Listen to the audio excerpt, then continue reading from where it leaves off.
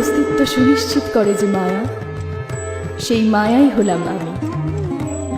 আমি মহামায়া। এই অনন্ত কোটি ব্রহ্মাণ্ড আমা হতেই জাত। আমারই ইচ্ছায় ত্রিজগতে শোনা যায় প্রাণীর স্পন্দন। আবার অন্তিমকালে সেই সব কিছু আমাতেই বিলীন হয়ে যায়। এই জীবজগতের দৃশ্য অদৃশ্য, বৌদ্ধ অবদ্ধ সবই আমি। যেখানে আমায় কল্পনা করা হয় সেখানেই আমি প্রকাশিত হই। যেখানে আমার কল্পনা করা হয় না সেখানে আমি প্রকাশিত হই। আমি পর্বত প্রমাণ বিশাল, আবার আমি কীটের ন্যায় ক্ষুদ্রাতি ক্ষুদ্র।